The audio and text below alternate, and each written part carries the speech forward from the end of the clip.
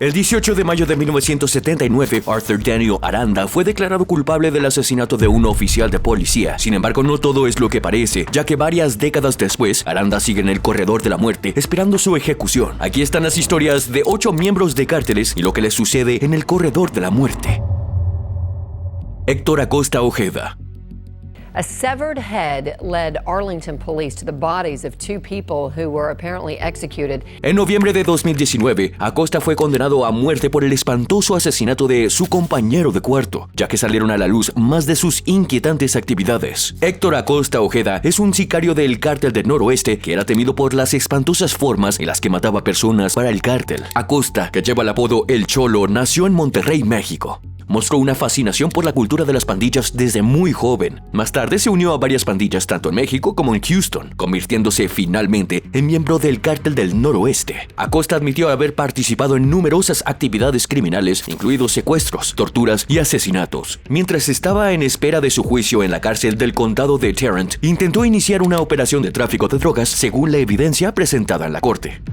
Héctor Acosta Ojeda. They say that he's connected to the human remains we've reported about. En septiembre de 2017, Acosta fue arrestado por dispararle a su compañero de cuarto Celaya y a su novia, Chirinos, mientras dormían. Pero no se detuvo ahí. También desfiguró sus cuerpos con un machete y una tabla de madera antes de proceder a cortarle la cabeza a Celaya y dejarla en un sendero con un mensaje amenazador. Acosta afirmó que hizo esto en venganza por un tiroteo en el que creía Celaya estaba involucrado. Meses antes, ese mismo año, Acosta y sus cómplices también fueron responsables del brutal robo y golpiza de Tristan Elgin en Fort Worth, una ciudad de Texas. En noviembre de 2019, los jurados deliberaron durante poco más de 4 horas después del juicio y condenaron a Acosta a la pena de muerte. La vida de Acosta en prisión está marcada por el aislamiento y el escrutinio. Además de las pocas interacciones que tiene con sus compañeros miembros del cártel que también están encarcelados, se mantiene en confinamiento solitario, lejos de la población general de la prisión, para evitar cualquier posible daño a sí mismo o a los demás. Sin embargo, la amenaza de los miembros rivales sigue siendo un peligro y los funcionarios toman precauciones para garantizar la seguridad de Acosta. La mayor parte de los días de Acosta se pasan en una celda pequeña con privilegios limitados y vigilancia constante. De hecho, los funcionarios de la prisión y por supuesto algunos otros presos lo señalaron por los crímenes atroces que cometió. Constantemente se le recuerda a las vidas que llevó y las drogas que traficó. Por lo tanto, a Acosta a veces se le niegan los privilegios otorgados a otros prisioneros como el tiempo recreativo o el acceso a la biblioteca en la prisión. Sus comidas se sirven a través de una ranura en la puerta en su celda y su principal interacción humana es con sus abogados y funcionarios de la prisión. La celda de Acosta en la prisión está escasamente amueblada, con solo una cama, un inodoro y un lavabo. Mientras espera su fecha de ejecución, solo se le permite artículos personales limitados como algunos libros o fotografías. Solo con lo básico para acompañarlo, Acosta se recuerda todos los días del gran precio que debe pagar por sus crímenes. Juan Raúl Garza. Before that, he was indicted for being the leader of a drug ring that imported tons of marijuana from Mexico into the U.S. And he was also linked to 5 other murders, 4 of them in Mexico. En noviembre de 1992, Juan Garza fue arrestado por el asesinato de al menos 8 personas. Sin saberlo, este arresto se convertiría en el punto de inflexión que pondría todo en juego, incluida su vida. Juan Raúl Garza era un asesino y narcotraficante estadounidense que tenía vínculos con el cártel de Medellín. El anillo de tráfico de drogas de Garza comenzó a exponerse en 1990. Después de que la policía incautara sus envíos, sospechó que algunos de sus trabajadores habían comenzado a trabajar con las autoridades. Esto condujo a una serie de asesinatos, ya que Garza buscaba eliminar a cualquiera que percibiera como una amenaza. Ese mismo año, Gilberto Matos, un guardaespaldas de uno de los asociados de Garza, se convirtió en la primer víctima. Garza había ordenado el golpe porque pensaba que el asociado era responsable de un envío incautado. 5 meses después, Garza también ordenó el asesinato de su asociado Erasmo de la Fuente. De la Fuente recibió 2 disparos al salir de su club nocturno. Garza pagó a 2 de sus hombres conocidos como los Hermanos Flores que llevaran a cabo este golpe, con $10,000 a cada uno. En enero de 1991, Garza ejecutó personalmente a Thomas Rumbo, uno de sus asociados que había sido atrapado cargando marihuana en un remolque. Rumbo había intentado cubrir sus rastros, pero Garza no le creyó. En noviembre de 1992, las autoridades finalmente cerraron sobre Garza. Esto después de meses y recopilación de inteligencia. Fue arrestado después de hacer un trato de drogas con un agente encubierto. Luego fue acusado de múltiples cargos de tráfico de drogas y 3 cargos de asesinato. Y, como resultado de evidencia irrefutable, los fiscales buscaron la pena de muerte, alegando que Garza era responsable de al menos 8 asesinatos, incluidos 4 en México. En 1993, Garza fue declarado culpable de todos los cargos. El jurado también concluyó que era responsable de 4 asesinatos no resueltos en México. Como resultado, Juan Raúl Garza fue condenado a muerte por inyección letal, convirtiéndose en el primer y actualmente el único narcotraficante en ser ejecutado por el gobierno federal de Estados Unidos. Tras el veredicto, afirmaron que su sentencia fue parcial contra él debido a su raza. Sin embargo, el fiscal general John Ashcroft señaló que los 6 hombres acusados de asesinato, incluido Garza, eran hispanos. El fiscal, el juez, las víctimas y 6 de los jurados en el juicio de Garza también eran hispanos, lo que demuestra que la raza no fue un factor en su sentencia. El 13 de julio de 1999, las autoridades federales transfirieron a Garza del Departamento de Justicia Criminal de Texas a la custodia federal. Garza fue uno de los 3 condenados trasladados de la fila de la muerte de Texas a la nueva ala de la fila de la muerte federal en USP Terre Haute, Indiana, ese día. Aunque intentó apelar su sentencia, su destino estaba sellado. Mientras estaba en el corredor de la muerte en el complejo correccional federal Terre Haute, Indiana, Garza se encontraba en una situación muy difícil. Por eso decidió enfrentarse a su fe para ayudarlo a mantenerse tranquilo y concentrado. Sin embargo, su naturaleza tranquila no impidió que los guardias crueles lo trataran mal. A menudo dicen cosas degradantes que deshumanizarían a cualquiera que las escuche. Pero Garza quería aprovechar al máximo su tiempo y encontrar algo de paz. También optó por no unirse al comportamiento violento de sus compañeros y en cambio pasó la mayor parte de su tiempo solo. El 19 de junio de 2001 fue el día en que ejecutaron a Garza. Como última comida, pidió bistec, papas fritas, arroz de cebolla, Coca-Cola de dieta y 3 rebanadas de pan. Sus últimas palabras fueron: "Solo quiero decir que lo siento y que me disculpo por todo el dolor y sufrimiento que he causado. Pido tu perdón y que Dios te bendiga". 3 minutos después de que Garza recibió la inyección letal, fue declarado muerto. Arthur Shows Urquidy. A Mexican national was sentenced to life in prison for his role in the Sinaloa cartel's narcotics distribution operations. El 11 de abril del 2012, Arturo Urquidy fue acusado en relación con su afiliación y tratos con el cártel de Sinaloa. Sin embargo, los detalles de la operación de Urquidy están más allá de lo que cualquiera pudiera haber imaginado. Arturo Shows Urquidy solía ser oficial de policía en el estado de Chihuahua, pero eso era una tapadera para su verdadero trabajo. Urquidy es un miembro de larga data del notorio cártel de Sinaloa, bajo mandato de Ismael El Mayo Zambada García. Como uno de los miembros clave, era responsable de asegurar almacenes secretos donde se almacenaban enormes cantidades de cocaína. Estas casas de almacenamiento funcionaban como centros donde las drogas se descargaban y se reemplazaban con armas y efectivo con destino a Culiacán, en Sinaloa, México. Como oficial de policía, Urquidy siempre tenía cierta información, lo que lo ayudaba a conocer su camino alrededor del contrabando de miles de kilogramos de cocaína. El valor estimado de las drogas que Urquidy contrabandeó a Estados Unidos se estima en más de 1,000 millones. Entre 2008 y 2012, Ciudad Juárez se convirtió en una de las más peligrosas del mundo después de que una guerra de carteles por el control de la ciudad dejara alrededor de 10,000 personas muertas. Shows Urquidy fue identificado más tarde como uno de los miembros del cártel de Sinaloa al facilitar los asesinatos y al doblar la ley a su voluntad en 2018. Poco después de esto, fue extraditado a los Estados Unidos. El 22 de octubre de 2021, la suerte de Urquidy se acabó cuando un jurado federal en El Paso se encontró culpable de múltiples cargos. Los cargos incluían conspiración, tráfico de drogas, lavado de dinero e incluso posesión de armas de fuego para promover sus crímenes y el tráfico. Por esto fue condenado a cadena perpetua. El tiempo de Urquidy tras las rejas ha sido desagradable. A menudo hay una estructura jerárquica, con aquellos en el fondo sufriendo a manos de los presos dominantes. A pesar de que Urquidy tiene cierta credibilidad callejera, esto por ser un ex narcotraficante con vínculos con el gran cártel de Sinaloa, era un nadie en el entorno carcelario. De hecho, la amenaza constante de violencia de otros presos agrega una capa adicional de miedo y ansiedad. Urquidy también enfrenta una situación grave al luchar por acceder a necesidades básicas como comida, agua e higiene. El hacinamiento es un problema importante en su prisión como resultado de las personas detenidas por la cárcel por demasiado tiempo antes de su juicio e instalaciones inadecuadas. Las condiciones insalubres afectan drásticamente su salud física y mental, causando que su bienestar se deteriore lentamente. Y en un lugar como este, cabría esperar que la privacidad privacidad también sea muy escasa, con celdas compartidas y vigilancia constante, lo que dificulta que cualquier prisionero encuentre algún sentido de consuelo o de paz. Además, romper cualquier tipo de regla de la prisión puede llevar al confinamiento solitario, aumentando aún más sus dificultades y dejándolo sintiéndose ansioso, aislado y solo. En mayo de 2023, la familia de Hossein Panjak se reunió alrededor de la prisión donde estaba encarcelado con la esperanza de misericordia. Pero el destino de Panjak estaba sellado y su vida estaba en juego. سرکرده باند توزیع مواد مخدر کوکائین در پایتخت بودند.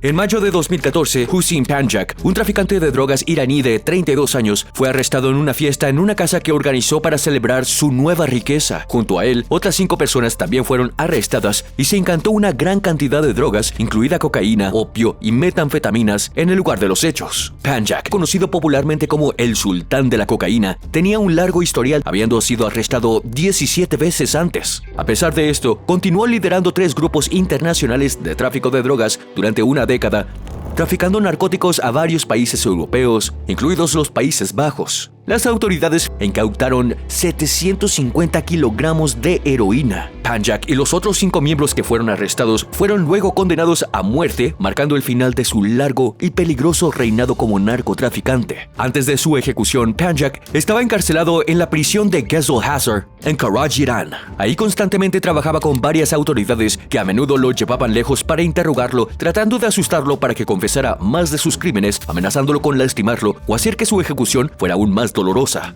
Eso no es todo, también amenazaron con lastimar a su familia. Panjak fue interrogado varias veces al día, a veces durante 5 o 6 horas. Los guardias de la prisión se negaron a dejarlo ver a un médico incluso cuando estaba enfermo, y a menudo se le negaban las visitas de su familia. También intentaron engañarlo para que dijera cosas que no quería decir. El interrogatorio constante y el maltrato afectaron la salud mental de Panjak, por lo que intentó luchar, pero esto solo le valió algunos días de confinamiento solitario antes de su ejecución. En mayo de 2023, Panjak fue ahorcado en la prisión de Ghazal Hazar junto con los 5 miembros del cártel con los que fue arrestado. Su ejecución se llevó a cabo a pesar de las súplicas y clemencias de los familiares que se habían reunido frente a la cárcel. Arturo Daniel Aranda. El 18 de mayo de 1979, Arturo Aranda fue condenado a muerte por inyección letal. Sin embargo, 44 años después, sigue en el corredor de la muerte esperando su ejecución. El 31 de julio de 1976, Candelario Viera, un oficial encubierto de la policía de Laredo asignado para ayudar a un grupo de trabajo de administración de control de drogas, vio a 2 hombres, Arturo Daniel Aranda y su hermano Juan José Aranda, cargando algo en una camioneta Ford en 1959 en un estacionamiento dentro del centro de las orillas del Río Grande. Este algo resultó ser 500 libras de marihuana. Como oficial de drogas experimentado, Viera conocía el área y sospechaba que el vehículo se dirigía a un lugar conocido de contrabando de drogas. Viera siguió rápidamente la camioneta después de que terminara de cargar su paquete en su automóvil sin marcas. Sin embargo, como había poco tráfico, los hermanos supieron rápidamente que estaban siendo seguidos. Viera también solicitó de inmediato refuerzos cuando notó que Aranda estaba tratando de sacarlo de su rastro. En una intersección, el oficial Pablo Alvidrez, quien recibió la llamada de respaldo, detuvo la camioneta y Viera se detuvo detrás de ella. Cuando los hermanos se dieron cuenta de que estaban acorralados, decidieron luchar en lugar de rendirse. Sin previo aviso, comenzó un tiroteo. Arturo recibió un disparo en el hombro izquierdo. Sin embargo, Pablo no tuvo tanta suerte, ya que recibió un disparo mortal en el pecho, lo que provocó sangrado interno. La policía de Laredo y los agentes del Departamento de Seguridad Pública de Texas llegaron a la escena poco después y detuvieron a Arturo y Juan José. Alvidrez fue trasladado de urgencia al Mercy Hospital, pero fue declarado muerto tras su llegada. El 18 de mayo de 1979, Arturo fue identificado en la corte como el que disparó durante su juicio. Él negó esto, alegando que fue Candelario Viera quien le disparó a Alvidrez accidentalmente durante el tiroteo. Pero el hecho de que estuviera en libertad condicional no hizo que las cosas se vieran tan bien para él. Arturo fue condenado a muerte por inyección letal y su hermano Juan, quien también estaba en libertad condicional en el momento del incidente, recibió una cadena perpetua. Arturo fue enviado a la unidad Alan B. Polinsky de West Livingston, Texas, mientras esperaba su ejecución. Sin embargo, en 2023, que fueron 44 años y 3 meses después de su condena, Arturo seguía en el corredor de la muerte. se despierta solo en una celda pequeña, no tiene televisión y su máquina de escribir, que es uno de los pocos artículos que se le permitió tener, se estaba descomponiendo gradualmente. Arturo lleva décadas sin conexión humana. Sus únicas interacciones son con los guardias de la prisión que lo vigilan, proporcionándole lo esencial para sobrevivir. Según él, no ha tenido el calor de un abrazo o la firmeza de un apretón de manos de un ser querido desde su sentencia en 1979. Ningún familiar lo ha visitado, ningún amigo le ha escrito y ninguna palabra amable se le ha hablado desde entonces. La terrible condición de su encarcelamiento lo ha dejado aislado en su pequeña celda con solo sus pensamientos para acompañarlo. A través de varias apelaciones fallidas, Arturo, quien ahora tiene 75 años, se ha mantenido en el corredor de la muerte. Su última fecha de ejecución fue en 1988 y aún no se ha restablecido. Simón González Villarreal. Los hermanos Luis, José y Simón González Villarreal fueron detenidos en la ciudad de Johor Bahru, en Malasia, apenas un mes después de su llegada. En 2008, 3 hermanos de México, Luis Alfonso, José Regino y Simón González Villarreal, fueron arrestados en Malasia.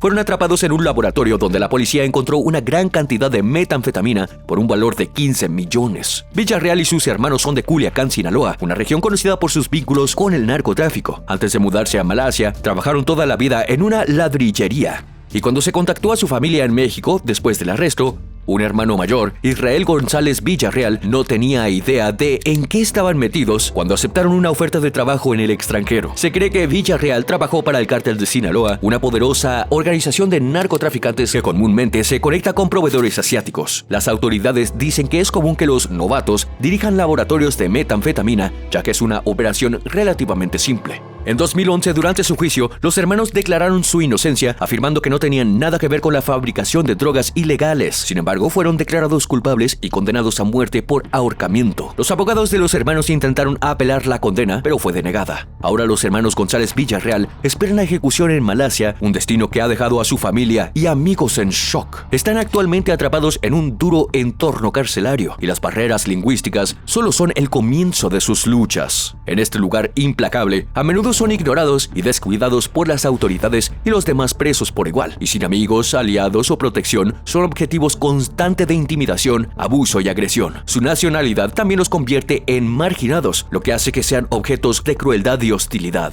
Es bastante fácil conocer a un compañero miembro del cártel en la cárcel. Sin embargo, la vida en una prisión de Malasia es muy diferente a lo que Villarreal hubiera esperado. Esta división cultural los hace sentir perdidos y solos, incapaces de conectarse con los demás o encontrar consuelo en experiencias compartidas. Sin embargo, en septiembre de 2018, los numerosos llamamientos para los hermanos Villarreal finalmente dieron resultado positivo. Las condenas a muerte contra los 3 hermanos mexicanos fueron conmutadas a penas de prisión y ahora están cumpliendo nuevas sentencias de 30 años. Si bien este es un desarrollo positivo, el trío sigue condenado a cumplir su sentencia de prisión solos, con solo el uno al otro para relacionarse. En junio de 1999, Dole Chari fue ejecutado por el inquietante asesinato de 4 personas. Sin embargo, 20 años después de su ejecución, surgieron más detalles sobre su operación que dejaron al mundo entero en shock. Nakesum Boodram, conocido también como Dole Chari, era un conocido criminal y miembro del cártel cuyo reinado del terror comenzó en Papiro, Trinidad y Tobago, donde operaba un vasto imperio de drogas. Aunque nunca fue condenado por delitos relacionados con drogas, su reputación como un despiadado narcotraficante se extendió por todas partes. El 10 de enero de 1994, la caída de Chari se produjo cuando él y 8 miembros de su pandilla fueron condenados por los brutales asesinatos de 4 inocentes: Dale, Rukmin, Hamilton y Mónica Babulal. El juicio fue en un momento significativo en la historia del país y los 9 acusados fueron condenados a muerte. El 4 de julio de 1999, Dole Chari estaba listo para ser ejecutado. En sus últimos momentos, Chari fue consolado por su sacerdote, Pandit Karam Chandra Dinanet Dubey, quien hizo sus últimos ritos. Después de su ejecución, las autoridades reclamaron su vasta finca de Chari en Papiro, que había ocupado legalmente durante más de 15 años. La propiedad, que abarcaba 46.5 hectáreas, se convirtió en un centro de rehabilitación de drogas como un homenaje adecuado a las víctimas de los crímenes de Chari. Sin embargo, antes de su ejecución, Chari se ocupó de escribir varias cartas. De hecho, una de esas cartas se dice que contiene una confesión que fue publicada en noviembre de 2017, casi 20 años después de su muerte. La carta fue publicada en el grupo de Facebook TNT Suite, esto por un usuario llamado Teddy Rat. Este apodo pertenecía a Shazard Khan, un amigo cercano y secuaz de Chari. La carta enumera a personas que supuestamente ayudaron a Chari y su pandilla en el tráfico de drogas y evitando la condena. Varios medios de comunicación han hablado con parientes cercanos de la familia Boodram, quienes confirmaron la autenticidad de la carta. Uno de los familiares dijo que mientras esperaba la ejecución, Chari escribió cartas que fueron copiadas y entregadas a sus parientes cercanos y amigos fuera de la prisión. Según el pariente, el último deseo de Chari fue que las cartas se publicaran 20 años después de su muerte. La carta dice en parte: estoy condenado a morir. Me gustaría confesar mis pecados al público para que el mundo sepa que salió mal. He pedido a cientos de abogados que al menos rastreen mi ejecución hasta que se puedan hacer los arreglos para mi último deseo. Es decir, una entrevista de televisión y radio aproximadamente de 1 hora. Mi única esperanza ahora es que la Corte Internacional de La Haya. No tengo miedo de morir, pero mis secretos deben ser revelados.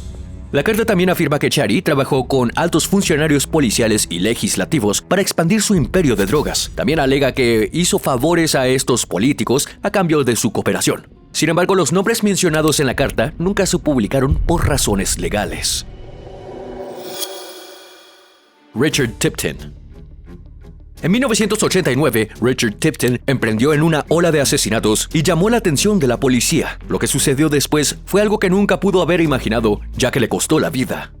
Desde 1989 hasta julio de 1992, Richard Tipton dirigió una importante conspiración de tráfico de droga con sus socios principales, James Rowan y Corey Johnson. Con sólida afiliación a un cartel de México, las operaciones de Tipton comenzaron en Trenton, Nueva Jersey, donde Johnson y Rowan, ambos de la ciudad de Nueva York, se convirtieron en miembros. En agosto de 1990, la conspiración expandió sus operaciones a Richmond, Virginia, y otros lugares a los que pudieron llegar. Esta operación de tráfico de drogas fue una empresa criminal significativa y de gran alcance que duró varios años e involucró múltiples ubicaciones. Sin embargo, la operación de Tipton en Trenton tuvo que cerrarse al año siguiente, cuando la policía confiscó una gran cantidad de crack, cocaína y armas de fuego.